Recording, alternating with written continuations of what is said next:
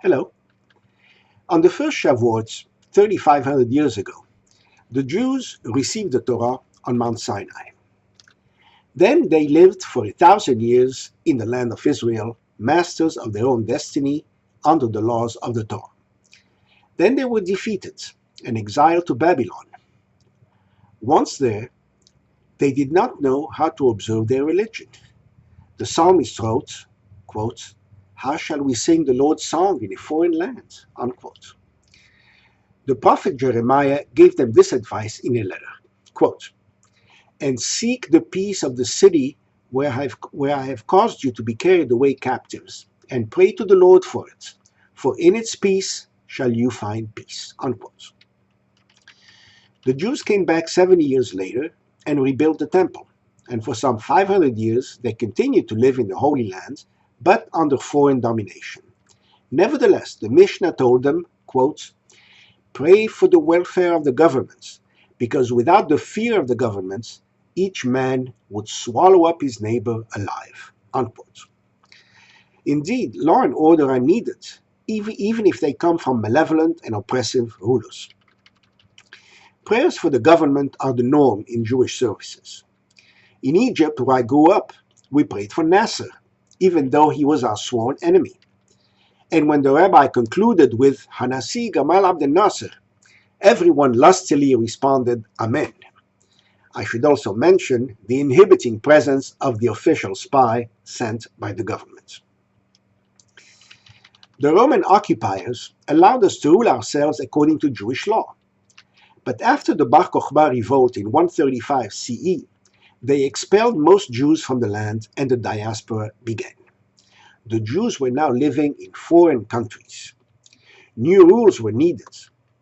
In the Talmud, 2nd century Rabbi Shmuel of Nehardea in Babylonia laid down this guiding principle. Dina, de-Malkhuta, Dina. The law of the land is the law. This dictum provided the basis for Jewish living in foreign lands. Let us explore what it means and how it was applied. First, what else does the Talmud say about it? It mentions 4 and only 4 specific examples. Let us begin by reviewing them. The first is taxation. The Mishnah says, quote, "One may tell murderers, robbers, or tax collectors that the produce they want to take is teruma, a food offering to be eaten only by the Kohanim, even though it is not teruma, or that it belongs to the house of the king, even though it does not belong to the house of the king." Unquote. So you may lie to evildoers to avoid a loss. The Gemara comments, quote, "But didn't Shmuel say the law of the kingdom is the law? Since one must pay the tax determined by the kingdom, how did the sages permit one to lie in order to avoid paying?" A sage of the school of Rabbi Yanai said, the Mishnah is referring to a self-appointed tax collector, a fraudulent one, not one appointed by the kingdom. Unquote. So we must pay all taxes set by the lawful authorities. The Tashbats from 15th century Spain ruled that evading the payment of taxes is considered robbery. Contemporary Rabbi Joseph Soloveitchik said, "Do not shop at a store if the owner is known not to pay taxes, because you're then being a lifnei iver, one who puts a stumbling block before the blind, by assisting him to sin." The second is the status of Gentile legal documents. They are accepted. The Mishnah says, quote, "All documents produced in Gentile courts are valid in Jewish courts, even though they are signed by Gentiles, except for bills of divorce and bills of slave release." Unquote. It was deemed important that husband or master have full control. The third concerns eminent domain laws, the power of the state to take private property for public use. The Talmud rules, quote, "Shmuel says the law of the kingdom is the law. Rava said, know that this principle is true from the fact that if the municipal authorities cut down palm trees without the consent of their owners and build bridges from them, yet we allow their owners to cross over them, even though Jewish law does not allow us to benefit from stolen property." Unquote. Excuse me. So even though Jewish law considers the bridge to be stolen property, Jews may still use it because the state has declared it otherwise. In his Mishneh Torah, Maimonides summarizes the matter. Quote, the general principle is any law that the king decrees to be universally applicable and not merely applying to one person is not considered theft. But whenever he takes from one person arbitrarily, it is considered theft. In the case of a king who cut down trees belonging to individual property owners and made a bridge out of them, it is permissible to cross the bridge. So too if he destroyed homes to make a path or a wall. A Jew is allowed to benefit from it. And so it is for all similar circumstances, for the king's law is the law. Unquote. The Shulchan Aruch Code of Jewish Law adds, it is forbidden to benefit from something that was stolen even after the owner gave up the ownership. This applies when one knew that this specific thing was stolen. How? If he knew that this animal was stolen, it is forbidden to ride it or thresh with it. If he stole a house or fields, it is forbidden to go through it or enter it on a sunny day for protection from the sun or on a rainy day for protection from the rain. If one inhabits it, one owes rent to its owners if it was made for renting. If he stole palm trees and made a bridge with them, it is forbidden to cross it, and so on. But if it was a king who cut trees belonging to house owners and made a bridge with them, it is permitted to cross it. It is permitted even if the king had ordered his servants to cut trees from every person, and it is known that they cut trees from just one person. And the same applied if he destroyed houses and made a way or a wall. It is permitted to benefit from it, and so forth, since the judgment of the king is the final judgment. And this applies as long as the king's coin is used in all these areas, since the dwellers of those areas all agreed, and it is clear to them, that he is their lords and they are his servants. If this is not the case, behold, he is like a robber and user of force. The fourth concerns the time when ownership is acquired. The Talmud says, quote, Rav Yehuda quotes Shmuel saying, if a Gentile sells property to a Jew for money, it is nevertheless ownerless like a desert until the Jew performs an act of acquisition. Anyone who takes possession of it in the interim has acquired it. Why? The Gentile relinquishes ownership of it when the money reaches his hands, while the Jew does not acquire it until the deed reaches his hands. Therefore, in the period of time between the giving of the money and the receiving of the deed, the property is like a desert, and anyone who takes possession of it has acquired it. Abaye said to Rav Yosef, did Shmuel actually say this? But doesn't Shmuel say that the law of the kingdom is the law, and the king said that this land may not be acquired without a document? Therefore, taking possession should not be effective for acquisition. Rav Yosef said to him, I do not know how to resolve this contradiction, but there was an incident in Dura where a Jew purchased land from a Gentile by giving money, and in the interim another Jew came and plowed it a bit. The two Jews came before Rav Yehuda for a ruling, and he decided the property belongs to the second individual. This accords with Shmuel's ruling that the property is ownerless until a Jew performs an act of acquisition. Next question. Where does the principle, the law of the land is the law, come from? Here are some opinions. The Meiri from 13th century Provence, and later the Vilna Gaon from 18th century Lithuania, say that it is a biblical law, the Oraita, not a rabbinic law, the Rabbanan. A biblical law takes precedence and is more strictly enforced. The opinion that it is a biblical law is based on what the prophet Samuel told the Jews in God's name when they requested a king. Quote, and Samuel told all the words of the Lord to the people who asked him for a king. This will be the customary practice of the king who shall reign over you. He will take your sons and appoint them for himself, and his chariots, and to be his horsemen, and some shall run before his chariots. He will appoint for himself captains over thousands and captains over 50s, and will set them to plow his ground and to reap his harvests, and to make his instruments of war and instruments of his chariots. And he will take your daughters to be perfumers and to be cooks and to be bakers. And he will take your fields and your vineyards and your olive trees, the best of them, and give them to his servants. And he will take the tenth of your seed and of your vineyards and give them to his officers and to his servants. And he will take your men servants and your maid servants and your best young men and your asses and put them to his work. He will take the tenth of your sheep, and you shall be his servants. And the people refused to obey the voice of Samuel, and they said, No, but we will have a king over us, that we may be like all the other nations, and that our king may judge us and go out before us and fight our battles. And Samuel heard all the words of the people, and he repeated them in the ears of the Lord. And the Lord said to Samuel, Listen to their voice and make them a king. Unquote.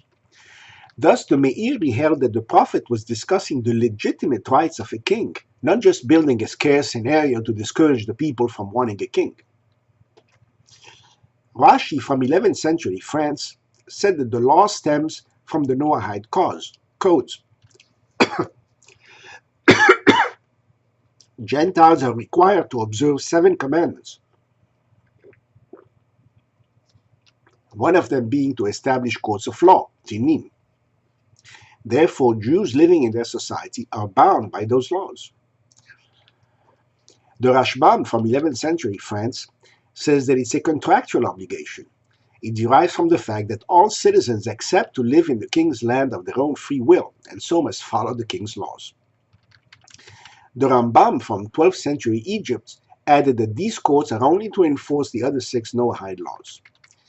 The Ramban from 13th century Catalonia said that these courts are a general command to legislate laws for an orderly society. Now, let us ask the most important question. To what extent does the principle apply? What are its limits? A commentator insightfully called it the pragmatic recognition of brute force.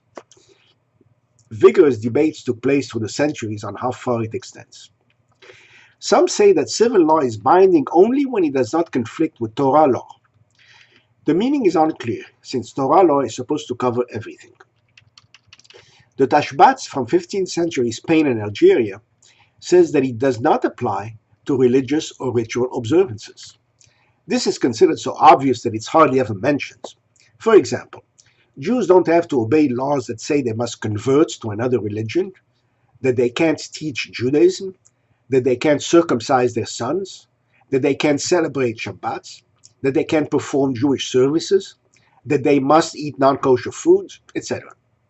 However, if ritual slaughter is banned, they must obey and import their meat or eat only vegetarian foods.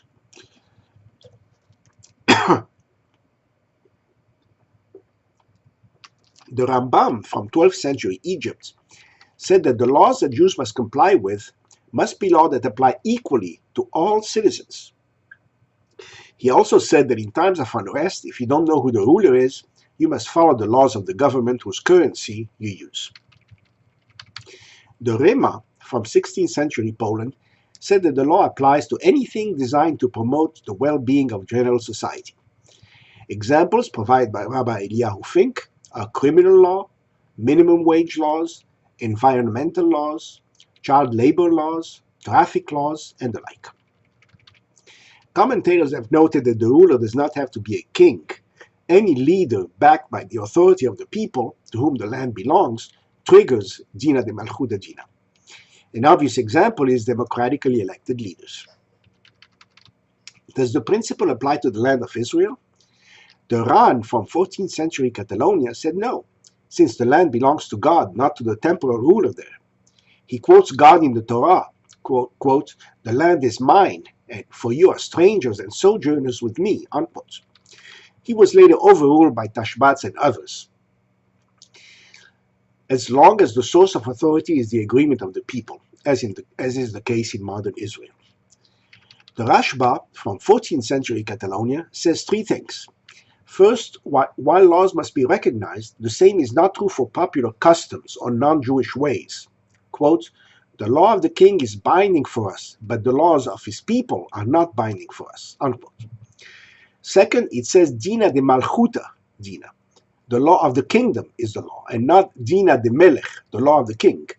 So the principle applies only to laws normally enacted for everybody's benefit, not to laws enacted only for the king's personal benefit. Third, it does not apply to the rules of inheritance. He writes, quote, "The secular laws that apply when someone dies without a will generally contradict halakha, so those who agree to benefit from them are guilty of theft. Also, the deceased violated halakha if he died without a will that follows halakha." On the matter of the kippah, it is often the case that head covering is not allowed in certain settings, such as in the military. Since wearing a kippah is only a custom not required by Jewish law, Jews must not wear it when it is not allowed. Jews must serve in the military of their country when asked to do so, even though it may entail eating non-kosher foods, desecrating Shabbat, killing people in time of war, etc. All are acceptable under pikuach nefesh, the saving of a life. Rav Moshe Feinstein from 20th century Belarus in the US ruled that the law must be followed only as practiced, not as written. For example, if the law says that the speed limit is 60 miles per hour, but the police only enforce 65 miles per hour, Jews may drive close to 65. However, if you get a ticket for going 65, you have to pay it. Many laws are on the books that are never enforced and never repealed. For example, in Massachusetts, it's a crime to spit in the streets. In California, it's illegal to have caller ID. In Denver, it's illegal to mistreat rats. In Hawaii, it's illegal to place coins in one's ears. In Chicago, it is illegal to go fishing in pajamas. In Los Angeles, it is illegal to bathe two babies together in the same tub, etc. Naturally, this ruling raises the issue: how do you know what's enforced and what isn't? Rabbi Aharon Soloveitchik from 20th century Russia and the US says that you must stop at a stop sign even at 2 a.m. Some commentators rule that a violator must not be reported to the authorities if the punishment is greater than the Torah punishment or if the violation is not a Torah violation. For example, this may entail not reporting theft in Muslim countries, where the punishment is to cut off the hand of the thief. The Hazon Ish from 20th century Belarus says that when a case is between two Jews, ben Adam lehaviro, we must judge it with Jewish law only. In fact, appeals to secular law are frowned upon in Orthodox circles. The Talmud says, quote, "Rabbi Tarfon used to say, in any place where you find non-Jewish law courts, even though their law is the same as Jewish law, you must not resort to them." Finally, allowed doesn't mean forced. Just because the law of the land allows us to do something doesn't mean we Jews should do it. This includes smoking, drinking alcohol to excess, disrespecting parents, blaspheming, not observing Shabbat, worshipping idols, etc. In conclusion, we Jews will be good citizens and always follow the law of the land where we live. But this law must allow us to teach and worship and conduct religious rituals in our own way. Hag Sameach.